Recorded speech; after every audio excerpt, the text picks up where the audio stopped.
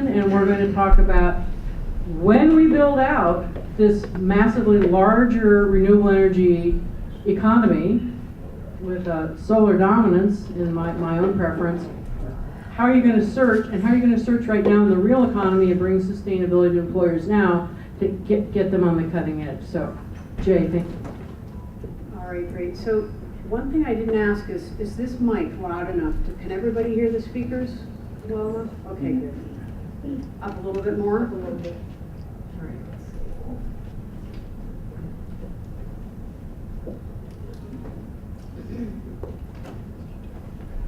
Okay, how about now? Is that a little bit better? Keep going, can't tell. How about now? Is that better? That's definitely. Is that too loud? No. Okay. Speak into the microphone. That's why it's there. See, I'm short. All right. Well, I will not haste. And introducing our next speaker, Scott Gayes, branch manager and recruiter of Adecco Staffing in San Diego. Scott has been with Adecco since 2011, and Adecco Staffing is actually the nation's leading provider of recruitment and workforce solutions. So major recruiting firm. In addition to his work at Adecco, Scott is also an active member of several community organizations and serves on the steering committee for the Equality Professionals Network. He received a bachelor's degree from the University of Illinois at Urbana-Champaign and is pursuing a master's degree in business administration. Tonight, Scott will present key strategies for career search and development in the green sector and advise us about how to ask for what you want and need from a recruiter, a skill that many folks struggle with as they pursue their career objectives. So please give a warm welcome to Scott Gayes of Adecco Staffing. Thank you, Jay. And while Scott's making his way, I neglected to mention, I'm working with Warsaw and other entities in Germany, utilities, government, our counterparts, community groups. We're going to do a tour. You know, there's the old saying, I won't believe it till I see it. Well, I think that when you believe it, you see it. And there's nothing like really seeing what the best world leader is doing. So we're going to do a tour in Germany. If you're interested in this, all are welcome. The details are being put together. Please come by and drop your business card off, and we'll keep you on the list. So it'll be a fact-finding tour that's really a traveling workshop, so that we can think as we go through Germany about what could we apply, what best practices could we bring home. Thank you. Sorry, Scott. Thanks, Jeff. So good. So is it, people are saying it's a little bit too loud, so. Just picking up a ringing now. Okay, give it another shot. Better? Any ringing? No. Good. Good. So I'm Scott Gayes. I manage the San Diego territory for Adecco Staffing. As Kathleen and Jay were mentioning, Adecco is a global leader in workforce solutions. We're actually the 7th largest company globally and 2nd largest in the United States. I'd like to say that we're the biggest company that you've never heard of before, because that seems to be the case. We're very under-marketed. I'm here today to talk a little bit about working with a recruiter, some of the do's and don'ts of approaching a recruiter, and then I wanted to talk a little bit about our current workplace economy. And once again, I'll try to breeze through this as quickly as possible. So Adecco is, as I mentioned, the #1 workforce solutions provider in the world. We have our annual sales topped $29.5 billion in 2012. We were in virtually 60 countries around the globe in 5,400 branches, and place on any given day about 700,000 people to work across the globe, and about 100,000 here in the United States. Here in the U.S., we provide a very broad range of services, ranging from temporary, temp to hire, and direct placement. as well as more HR-centric programs for our client base. We service a variety of skill sets just beyond the green industry, from clerical, administrative, customer service and contact center, creative, professional, accounting, finance, light industrial, engineering, technical, IT, and medical and science. To get into kind of the meat of what I wanted to talk to you about today is why would you choose to work with a recruiter? You know, what would stop you from just going on Monster or Career Builder or Indeed.com or however you have found your job in the past? The biggest reason is, well, one, everybody seems to be doing it these days. Each year, about 3.7 million people find jobs through recruiting firms such as Adecco. And one of the biggest reasons behind that is it allows people to tap into a very broad network. The recruiter that you know, I may be on the other side of the desk or on the other end of the line from you, that's their job, is to be finding jobs for people. My client base here in San Diego, we have about 100 different companies across the county that we work with, and we know their business. We know it inside and out. We know a lot of times before they have a position open, we know that position is coming down the pipeline. So it allows you access into that broad network of hiring managers that may not use job boards such as Career Builder and Monster. You know, may prefer to have a relationship-based recruiting solution. They also a great resource for helping to prepare for interviews. They're always willing to sit down and do resume reviews, do mock interviews, give you insight into the companies that they work with. And keeping in contact with a recruiter over your lifetime, or over your career in your lifetime, will give you access to great long-term career growth. If you're able to develop a strong relationship with a recruiter who is really in the recruiting industry for the long run, as you grow and move from position to position, they can often help you prepare and prime you for kind of what will be your next step. So really forging a strong relationship with a recruiter is an excellent idea to do. Finding the right fit with your recruiter can sometimes be a bit of a challenge.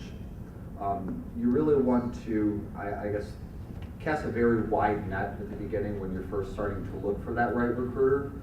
Look to LinkedIn. That's always my favorite resource when I'm recruiting for recruiters for my office. And read some of the feedback that they've had from their clients, meaning people that they've placed out on work assignments. You know, look at the number of times they've been recommended by people. Look at the number of connections that they have. What's their sphere of influence? A good recruiter should have a list of people that they've helped with and requested that feedback to be put onto their profile. You really want to make sure that you ask them the right questions. Ask them about specific opportunities that they might currently have available and opportunities that they foresee coming in the next 3, 6, 12 months down the line. Once again, any good recruiter should be able to tell you what opportunities their clients may not currently have, but they anticipate having in the next couple of months. Ask them what an appropriate timeline is from the first conversation you have to when they think that they could realistically place you out into a new position. Ask how many candidates they currently are working with. You know, a good recruiter is going to have somewhere between 50 to 75 candidates that they're working with at any given time. You want to make sure that you're not working with somebody who is so niche driven that they won't have the broad enough candidate or client base to market you to. You also want to watch out for the ones that are working with too many candidates, because then they just won't have the time to be able to support you as a candidate. And always ask them, how can I help in this search? So the recruiter's job is to find a new career for you, help you make that next step. But it's not all on one side. This is a two-way street. So asking them, what can they do, or what can you do as a candidate to make your job search more more effective, is always a great step to take. I also wanted to speak a little bit about avoiding the pitfalls in working with a recruiter. Biggest one and key is honesty. Once again, recruiters are generally working with a fairly large caseload. They could have between 50 and 75 people that they're having regular communication with. And if you're not going to be very upfront and honest, it's going to make their job 10 times more difficult. And when they ask you about what skills and abilities you have, what your work habits are, what your salary requirements are, what your career experiences are, and what your background is, you really want to be as upfront and honest as possible. If there is say a fantastic opportunity that they've identified you for with one of their clients, and you haven't been entirely truthful up front with them, it can really come around to hurt you on the tail end. If you've lined up everything and had some great interviews, and then all of a sudden the tail end they find out that you don't have one particular key piece of experience that they were looking for, can really not only harm your relationship with that client that you might be working at, would also damage your relationship with your recruiter and put weeks or possibly months of work out the door. Listen to the advice that your recruiter will give you. They'll really try to prepare you as best possible for each and every encounter that you have with one of their clients. Once again, they spend a great deal of time getting to know that client or that company inside and out. So they're really going to have a lot of inside knowledge that you're not going to have just walking in blindly to an interview. They will be very upfront and honest about your resume. I know in dealing with many people in the past couple of years that I've been with Adecco, people seem to be very set on what their resume format is. You spent a great deal of time working on your resume, getting it exactly the right words that you think should be in there. But really, they know how to tailor it for the type of work that you're looking for, and can also tell you how to tailor it for a particular interview. So listening to that advice and being open to change is always a positive thing. And also remember to be prepared. If you're going in for a job interview, make sure that you're mapping out your route. You know that you're going to be arriving on time or early, that you're doing your preparation, learning about the company, learning about the position. Hopefully you should already know enough about yourselves to be able to talk about yourself. But having that planning and preparation before going into an interview is essential.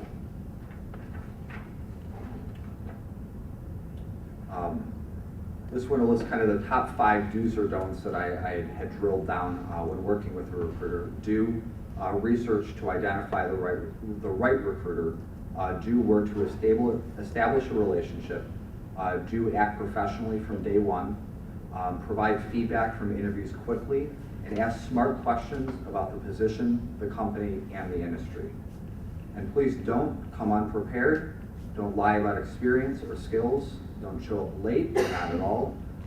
Don't ignore the recruiter's advice, and please don't rely solely on a recruiter for your career success. This is very much on you as well. Before we wrap up, I just wanted to kind of go over briefly our current workplace economy. There were 88,000 jobs gained across the United States in March. That was an increase across virtually all job sectors except for 2, which I'll cover later. Our current national unemployment rate is at 7.6, which is the lowest unemployment rate that we've had as a nation since December of 2008. So things are really starting to turn around. Here in San Diego, we had month over month a 2.6% increase in employment, which brought our unemployment rate down to 7.7%. And a nice interesting statistic that our city and county's income is about 9.6 higher than the average American's. Education remains the biggest differentiator between the employed and the unemployed, with folks that have no high school degree at about 11% unemployment, and those that have at minimum a bachelor's degree from college at about 3.9%. which is in turn almost virtual employment. So I'm hoping most people in this room have a college degree and are employed, so you can appreciate that. Private sector hiring rose again for the 37th consecutive month with 95,000 jobs added. Professional business services rose to about 51,000 jobs last month, and healthcare rose about 23,400. The only two areas, as I mentioned before, that we did see a decrease were both in federal and local government. And then tailored a little bit more to this audience, the green sector, there was about 3.4 million classified green goods and job services across the United States last month, with about and that's about 2.6 of U.S. employment overall. About 270,000 jobs in California are classified green and makes up about 2.2% of California's overall employment, and that was an increase of 0.2% from last year. So just kind of wrapping up, I ideally would be answering any questions, but I wanted to let you all know that if you do have any questions you'd like to pose for me, I can't stick around too long this evening, but I will be leaving a stack of cards over by the check-in desk, and I'm always willing to communicate and answer questions via email or phone. And I'm also going to ask Kathleen to send out a follow-up package that kind of summarizes some of what I've talked about today in a nice and friendly PDF. Great, thank you so much, and you're willing to, yes, thank you. So, in a general sense, I want to say you just met your new green recruiter, and because I know Scott is extremely responsive. We sit on a board together called the Quality Professionals Network, and I'm sure that you'd be willing to field inquiries from potential job seekers. Absolutely. To help people get on the path of righteousness and move forward. Great, so that's your recruiter. I don't know what else I can do. Thank you so much, Scott. That was great. Thank you for getting these back on time.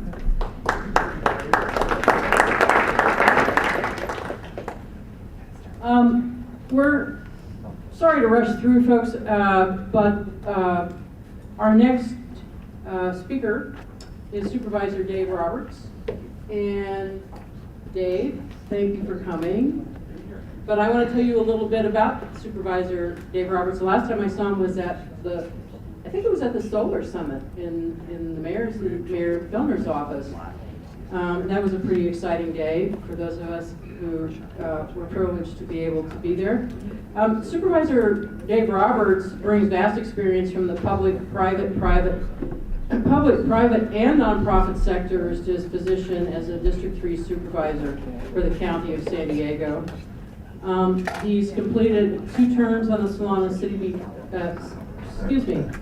Beach City Council and served as the city's mayor as well as the deputy mayor.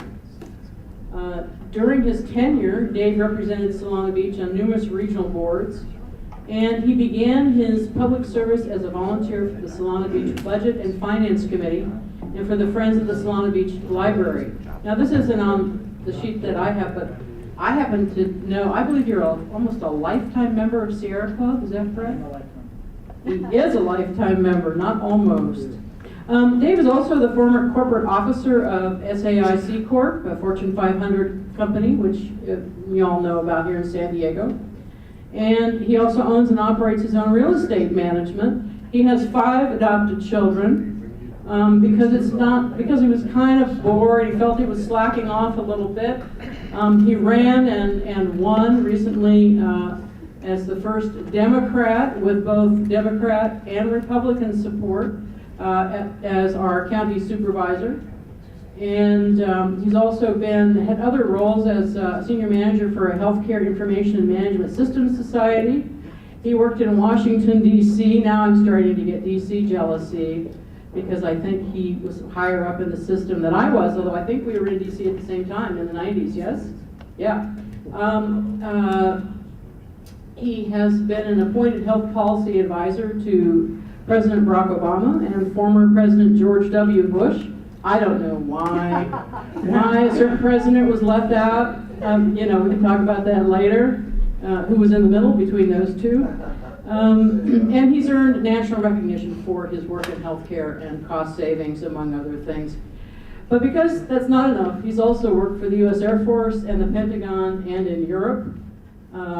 He played a key role in developing TRICARE, the military's health insurance system. Perhaps some of you take advantage of that. This is important, and so Dave represents the county on various boards, and one in particular that's very important to all of us in the green sector is SANDAG, which is dealing with a lot of the issues at the county level, and several other. He belongs to a lot of organizations. I know this because Dave has been kind enough to be here before. He's listed his organizations. They're astounding. So let us now just stop here and please give a warm welcome to San Diego County Supervisor Dave Roberts.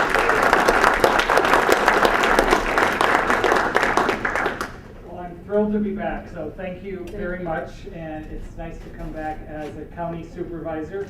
I am pleased to see that the mayor of the largest city in my district is here, Bob Filner, so I will try to talk quick, but I would tell you that Mayor Filner and I and my colleagues on the county board are working together on a number of initiatives, and I will mention one or two tonight during my remarks. You know, there had not been a new county supervisor in 18 years. And in my district, there had not been a new one in 20 years. And so when the seat came open last year, I decided to try and make a run for it. And there were many reasons why people said I couldn't win it, but I continued to talk about what I believed in. Those that know my story, and if I know many of you were here, you didn't see TV tonight, but Chairman Greg Cox and I had a press conference that was pretty widely covered in the press today about trying to get special needs children that are in the county's custody adopted into families.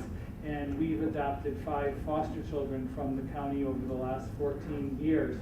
And so it's one of the many passions I have been working on. But I ended up a few years ago suing the county of San Diego over an issue we had over one of our foster care cases, and we won the lawsuit. And that's how we went from 2 children to 5 children, because we picked up 3 siblings. And so, you know, be careful what you ask for. Sometimes you get more than you're counting on. Kathleen asked me to kind of gaze into the crystal ball from the county perspective and talk about what I see as the future. And so what I wanted to do, and I'll try to speed it up since our mayor is here following me, is just talk about some of the things that I see, and then if there are questions, and I can stay while the mayor talks and we can, you know, try to answer questions. Great. But one of the things, and you heard it recently, that I am really passionate about is solar energy. And one of my frustrations, as much as I liked the woman that I replaced on the county board, is that I kept pushing her to push back. And the county council kept saying, you can't do the PACE initiative, it's illegal, and you can't do property assessed clean energy. And when I got elected, or inaugurated 4 months ago yesterday, one of the first things I did was sit down with the county council and said, don't tell me I can't do this, tell me how we can do that. And I actually learned that from the man sitting in the back of the room, don't take no for an answer. And so he began pushing at the city and I began pushing at the county. And we are actually making some progress now on property assessed clean energy. If I could see a solar system on every residential property and on every business, I would be extremely happy, call it a day and go home. But that is what I see in the future. Mayor Filner, Supervisor Diane Jacob, and I had a solar summit. We talked about we want to work together as a county of 3.2 million people, not as a city of 1.2 million people. All 18 cities and the county and the unincorporated need to work together. And so that's what we're doing. And we're doing an audit of all of our government facilities. And one of the things at the county we have is that any new county facilities have to be designed to a minimum of LEED Silver standard. And we think that's very good. Those that have seen our new county facility, I think you will agree it's a great facility. That's a LEED Platinum certification. And we are going to continue in the remainder of the County Operations Center receive LEED Gold certification. So we're really proud of that initiative here at the county. And I have to tell you, we built that entire facility paying cash. We didn't borrow a penny for it, and I can't take credit, I was not on the board at that time, but there are no interest payments for those new facilities, and so it's a great savings to the taxpayers overall. So solar is one of the big things that I am really passionate about. We are waiting for the report to come back from the staff to see where we can progress. Some of you may be meeting with county staff. I know there's a meeting this Thursday between the industry and county staff talking about what the staff has learned going up to Riverside and other counties and seeing what they're doing on the Solar PACE initiative. Another thing that we are doing is an energy audit. This is something that had come out of the Solar Summit, but looking at all of our facilities, what else can we do to really reduce our fossil fuel usage, you know, windows and any other types of enhancements. So we're doing an energy audit of all our facilities. Another thing that we worked on, and one of the things I like to say is that now when I speak, once in a while people listen to me, but we were at a board meeting a couple of months ago, and I had gotten an email from my planning commissioner, Peter Dorby of Carlsbad, and Peter said, this was like a 6 a.m. email, and Peter said, you know, you really ought to read this article about pre-wiring new housing in new construction projects.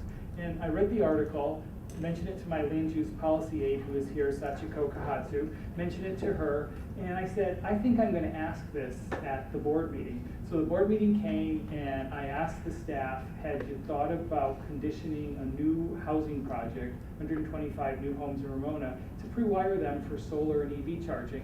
And the staff kind of mumbled and said that it had gone to the planning commission. The planning commission did not support it universally, so it didn't really go anywhere. And I said, well, I think it's a good idea. Do you mind if I ask the applicant what they think? Of course, in the county, we are not allowed to talk to applicants when they have a project in the pipeline. So I hadn't a clue what the applicant was going to say. And the applicant got up and said, I think it's a fabulous idea. I would love to pre-wire these houses. So at the county, we have, we're a very civil organization, and we run by rules. And so if a project's in your district, you make the motion. So Supervisor Diane Jacob, who represents Ramona, started talking about what she liked about the project. It set aside over 50% for open space, which was a good thing. It had paths for wild animals to make it through to the Ramona grasslands, and there were a lot of good things. And then she said, I really liked what Supervisor Dave Roberts, and we always have to clarify at the county because there's 2 Robertses there. And she said, I really liked it. She said, I'd like that to be the 3rd condition on this project. Well, I about fell over. And I just couldn't believe that she thought it was a good idea. I mean, she said she's very environmentally sensitive, and I just thought it was a good thing, but I didn't think people were really listening, because a lot of times, one of the reasons I originally ran for city council was I got mad at the mayor because I came to testify, and he sat fiddling with something in his hands back in 2003. And I said, at least you can do is give me the courtesy of listening to why I'm here. So I ended up running the next year and winning a city council seat. So I was really pleased that they listened. And so we would like, going forward, any new construction in the unincorporated will have to be pre-wired for solar and for electric vehicle charging. It's really inexpensive to do. It adds great value to the property, and it really puts our money where our mouths are. And so I was really pleased that we were able to do that. Something else I am very passionate about, and the gentleman in the back room is going to stand up and cheer in a second, and that's consumer choice aggregation. And I really think that consumer choice aggregation is something whose time has come, and we as a city and as a county need to look at this. And this is a concept where you can actually have an alternative utility company. And so there's a lot of progress that San Diego Energy District is looking into to try to get this going. And I really hope it's something that both the city of San Diego and the county can work on together. Something else I'm very passionate about is water, and Sachiko and I had to laugh the other day, and I mean no disrespect, Mr. Mayor, but this big deal was made out of San Diego City does gray water. And I turned to Sachiko and I said, let me think how many years ago the county did this. 19 years ago, the county did the ordinance that they passed in the city. We have over 50 approved gray water systems in the unincorporated area. So I'm glad to see the city's getting a lot of credit for it, but it was something we are very passionate about in the county and have been doing it for a long, long time. And there are ideas that the city has that we're looking at stealing, because you've got some great things you're doing in the city. And one of the things that the city does really well is an expedited planning process that we're actually looking at the county now to see if we can bring that over to the county. So water is one thing. Another thing, when I was running for office, I learned that voters get very frustrated. They don't care if you're a city council member, a mayor, a supervisor, a congressman, or the president. They just want solutions to their problems. And they don't care what level of government you're at. And one of the things I learned is that at the San Diego County Water Authority, San Diego County does not get a seat at the table, which is bizarre in my mind. Why wouldn't the county get a seat? They get a non-voting seat. And in the last 10 years, the supervisor that had that seat showed up 3 times. Well, since I've taken office in 4 months ago, I have been now 5 times to this County Water Authority board meeting, because I believe water is extremely critical, and how we do it as a region is really important. And I'm not even the voting or the non-voting member, I'm the alternate to the non-voting member. And I still go. And but we really have to look at this. Yesterday I had, I'm going to be turning 53, and I said there's very new experiences you have, but yesterday I had the opportunity to fly up to Sacramento, and I was one of the 8 nominees to be a coastal commissioner. And so I had my interview up in Sacramento yesterday, and it was really an interesting experience. And one of the things that we talked about was water, and what are we going to do about water policy here in San Diego County. We have the new desal plant that's proposed up in Carlsbad. There's another proposal to build one up at Camp Pendleton. You know, one of the things I've been passionate about, instead of building these new things, why don't we look at our current policies? One of the things that I had learned is that of all the 20+ water districts in San Diego County, the one that services me has the highest usage, and it's not because of my 5 kids, has the highest usage of water, and that's because of the estates in Rancho Santa Fe.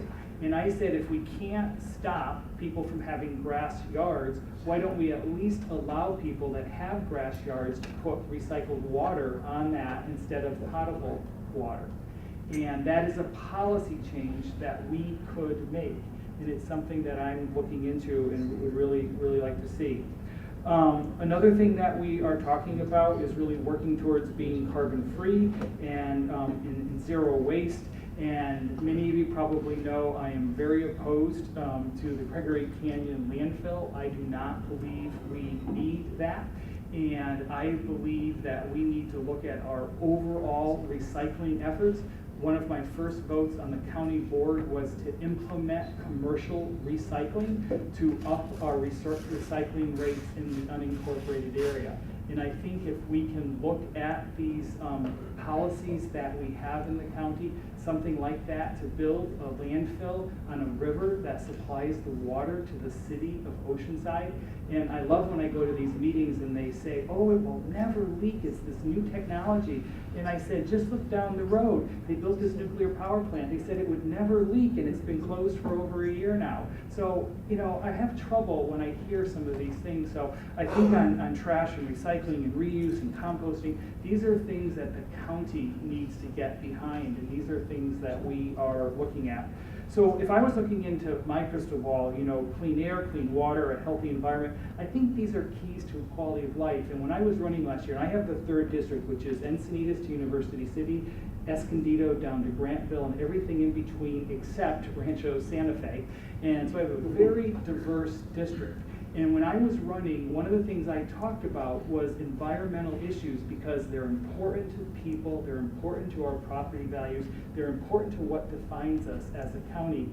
Kathleen mentioned that I serve on Sandag Regional Planning.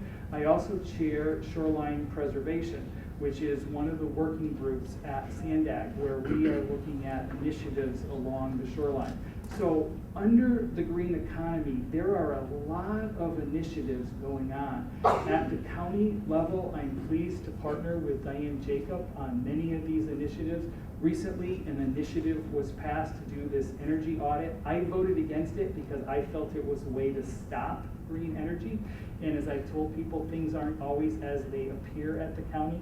But tomorrow, if you saw me dragging in this notebook, it's because my policy aide and I are going to go have a frank conversation out in the car, because tomorrow we have this wind ordinance that is coming to the county board.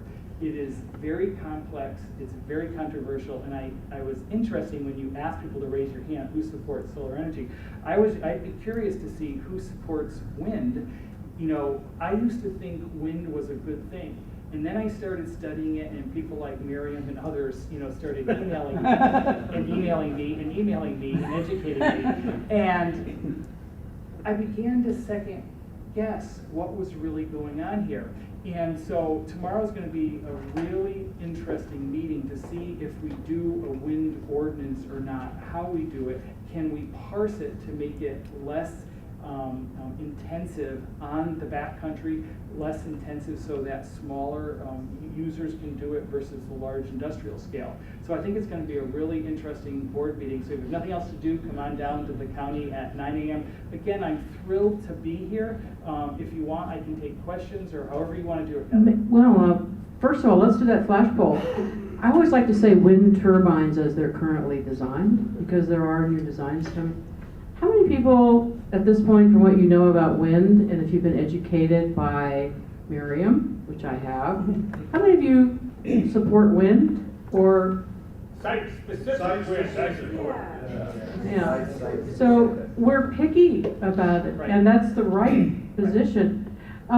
Dave and Mayor Fellner, maybe the best thing to do is to let Mayor Fellner speak, and if you said you're going to say it, that means that I'm in the middle, which is like a personal ambition of mine, to be the love child of Rachel. No, we're not. No. Keep it clean. But, well, don't keep it that clean. The love child of Rachel Maddow and Bill Moyer, which is kind of where I think I am in life.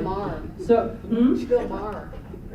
No, Bill Moyer and Bill Maher. Yeah, all three of them. It was a heck of a night. Anyway, a lot of great conversation. So, thank you so much, Dave, and thank you for just talking about that vote. There were questions that came from East County about illness coming off of industrialization of formerly agricultural lands. So those questions came to me. Maybe we could give people a chance to ask them directly after Mayor Fellner speaks. But there's other positive things to celebrate too, like the Solar Summit in my view, in terms of aggregating and getting the best price and getting more solar in place. So we will proceed ahead if that's okay with you, Mayor Fellner, and we're pretty much on time. We're on time, unbelievably. So For now. for now. So Jay Whitaker will introduce you. By the way, Vice President Kevin Beiser is sitting here. Did I say that right? Beiser? Yeah, Kevin Beiser. Beiser. Vice President of San Diego Unified School District. And he'll be speaking a little later as well. So with that, Jay. All right, great. Well, I'm going to keep the introduction short so that we get to hear as much as possible from the mayor.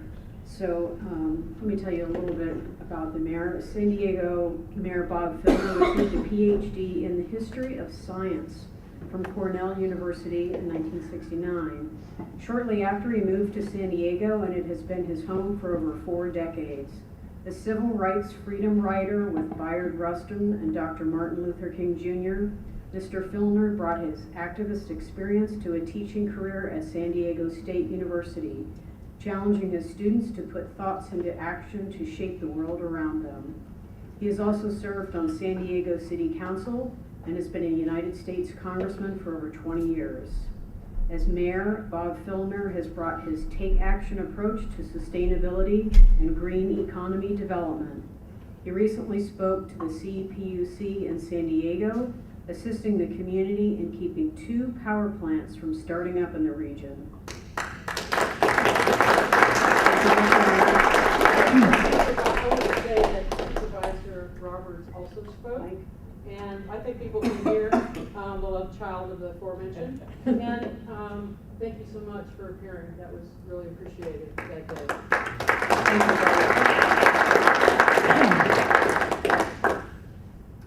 Mr. Filner has called for solar on the rooftops of all city buildings in 5 years.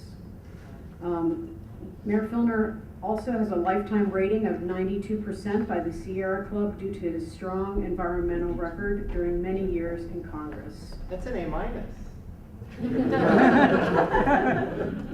So Green Experts Academy is honored to welcome the greenest mayor in the history of San Diego, Mayor Bob.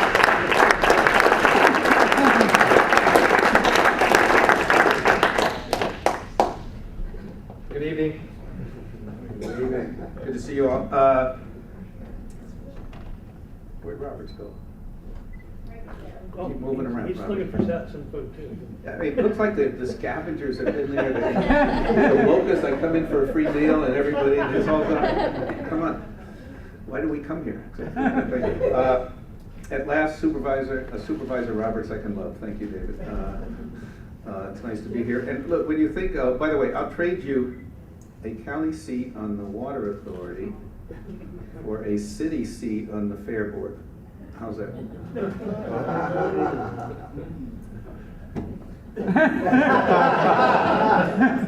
These moderates, they just, and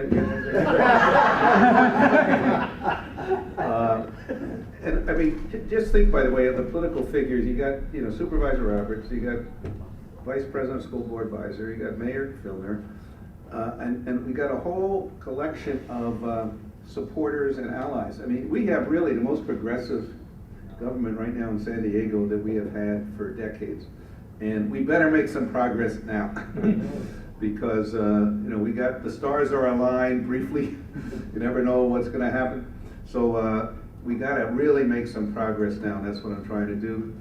You see people get a little upset with change, as we try to do it. The UT doesn't like some of the stuff I do. And the city attorney doesn't like stuff I do. The hotel owners. Anyway, which means I'm doing the right thing. So, it's great to have allies everywhere you go.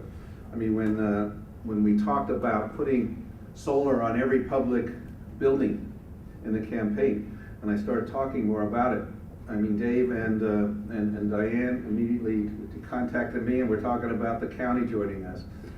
Kevin contacted us, and we're have the school board joining us. So we're going to have the most comprehensive public program, I think, of anybody in the nation. I don't know, maybe the world, maybe the galaxy, I don't know. I mean, we're talking over 3,000 buildings right now. And we're refined a little bit. We don't say solar on every building. We're saying, energy efficiency, renewable energy, solar wherever we can. And we had a meeting today with my leader, Rob Watt over there, who's our public advocate for energy and climate sustainability. Thank you, Rob. And we're moving from, the theoretical to assigning staff to getting proposals to talking about when RFQs and RFPs and I don't know what these others mean, but to really start a program where people, we got to study stuff and do energy audits and all that, but I have a little committee I call low-hanging fruit committee, where we will start on buildings which are so obvious that we have to do, that people will see action right away as opposed to just study. So we're going to really put forward this program in great force, where we've met with all the solar industry and all the nonprofits involved. By the way, Kathleen, thank you for what you do with the Green Experts Academy. I want you to change the name, though. Okay, I need a new name. I can't stand the. I just want to change the color. We all know about the green economy, and what that means, an economy based on, the environment. But here in San Diego, we also have a blue economy based on the ocean. Wave energy, biofuels, algae production. I mean, incredible, right now, sort of subculture that will get more and more important. But I want to combine the green and the blue, so we have an aqua economy here in San Diego. So I want you to adopt that as you're gonna wear aqua color hair from now on, right? We can try. Visor, I want you to have aqua color hair from now on. By the way, I love this job that I'm in. Strong mayor, you know. Beside my solar summit that we had today, I had 3 other meetings to show you the direction we're going in this city. As you know, I came up with this strange idea that we ought to be the first region that has a binational Olympics in the history of the Olympics. So we've got the International Olympic Committee up, you know, trying to figure out whether we can do this or not.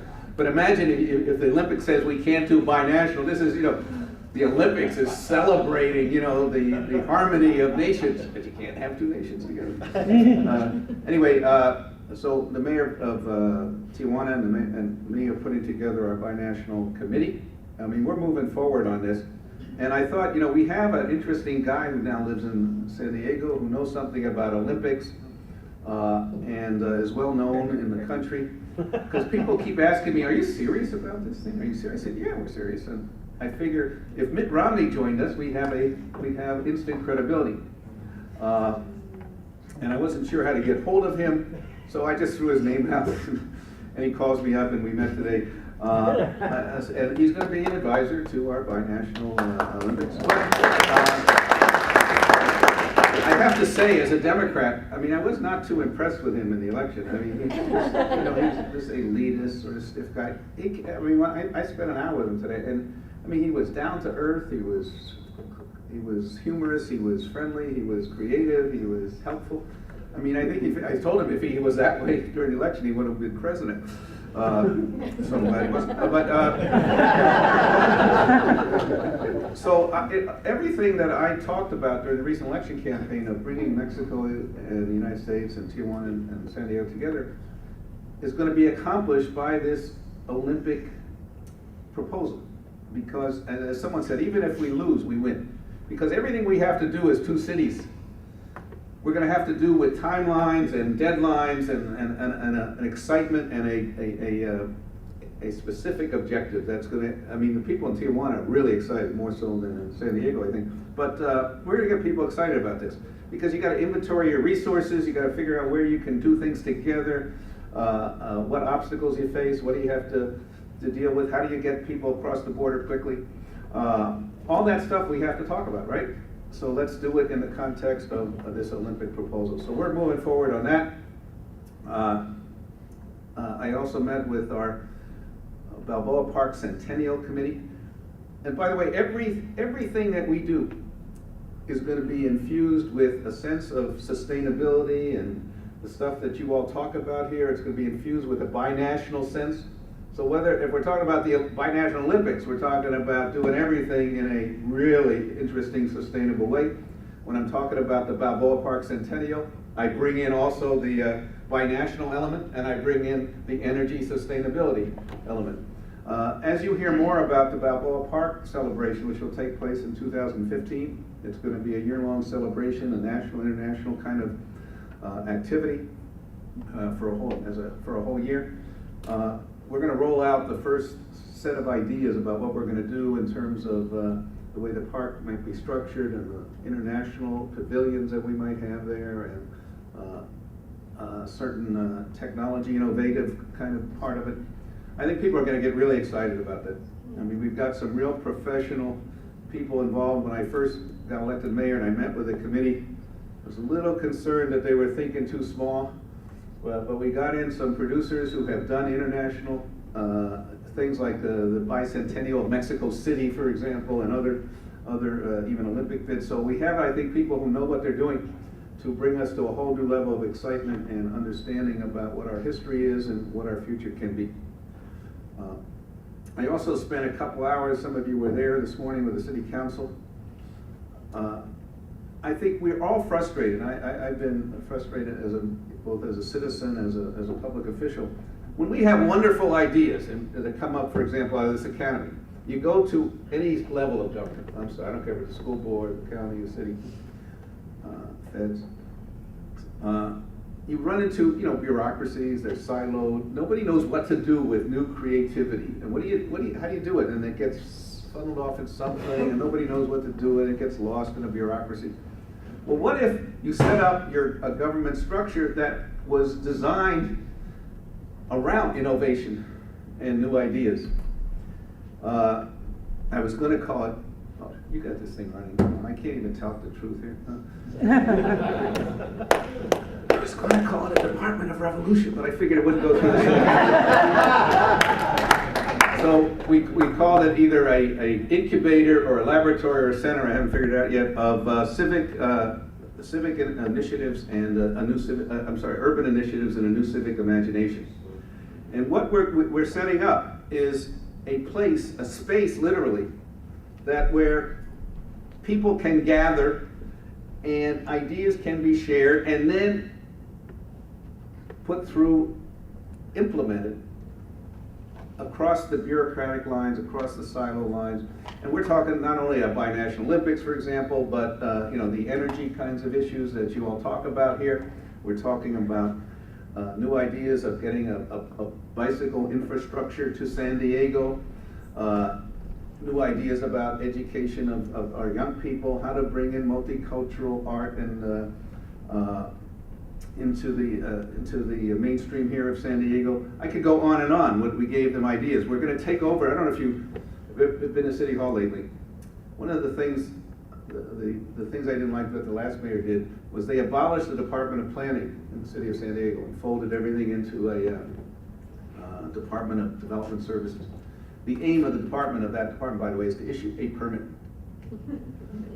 What about quality of life? What about anything that, energy, sustainability, affordable housing, economic development, public transportation, design standards? None of that is in the mission of a development services department. So we're going to change that in the next few weeks. But as a result of that change, you go to the 4th floor of City Hall. Has anybody been there in the last few months? It's a sort of a metaphor for 50 years of San Diego politics. It is empty. Completely empty, empty of people. It's like a neutron bomb hit because all the cubicles and desks and stuff is there, but there's no people there. It's completely vacant. So I've taken it over for our new incubator for a new civic imagination. And we're going to put spaces there and design and the way we're going to open it up. I had a group of young people, young startup folks, I don't know, 20-something geeks who are incredible geniuses and starting new companies. They wanted an incubator place where they could just talk to each other and get things started. So we're going to have that space for them. I was approached by students at the New School of Architecture who have an incredible sense of how to turn vacant land downtown into a gathering place where people can enjoy art and architecture and food and just, life downtown. I'm a strong mayor. I gave them a city block. I just take it, So their master's thesis is, wait till you see their master's thesis. It'll be up in about 60 days. It's a combination of architecture based around shipping containers, for example, and an incredible, Art Deco kind of architecture, food trucks, places to eat with gardens and lawns and stuff to gather. It's going to be in East Village. It's going to be a great gathering spot. But that's the kind of stuff that's going to be fostered at our 4th floor incubator. And all these ideas that people run into every day that could be great ideas, we're going to try to foster here. And of course, my city council. They start tearing it apart on the most flimsy of grounds. It could just like you would expect a bureaucrat to act. Oh, what are we setting up? Another bureaucracy? Or why can't innovation take place in our city? Well, that's the point. It doesn't. So on and on. Some of the critique. They just want to vote it down because it was my idea. Did you hear some of the? Oh, yes. It's just what you would. Anyway, I hope we can. We had Tony and Alicia Gwynn there talking about their academy to train young people in leadership. So we're going to fold everything in there, and soon we'll take over the whole building, one floor at a time with creativity. So these are the things we're trying to do, you know, as we talk about sustainability. As what Rob has been working on is not only this incredible public plan for solar power, which the school district and the county are joining in on, but we're about to, we threw out a climate mitigation something or other plan that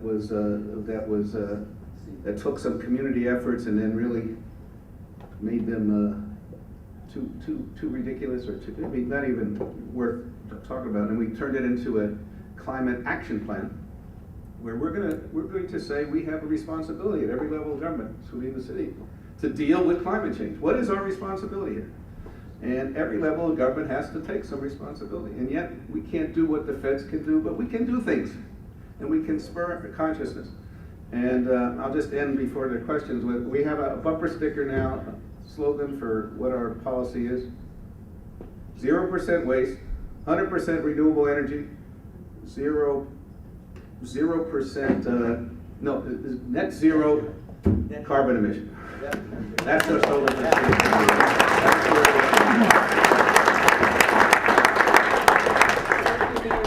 So, I know we're gonna have some questions. Can you come sit here and help me realize my life ambition of being the love child of all those people? And since Dave's willing My to... life ambition to be with Kevin and... Okay. So as things come out here at Green Springs Academy, and I'm in OUT, out. I think it's beautiful. I think it's a beautiful thing myself. So let's move. And Kevin's here. He's going to speak after we take a little bio break. But Kevin's here, and Kevin's got real estate, my friends. He's got real what? Real estate. I don't know. You can ask him after.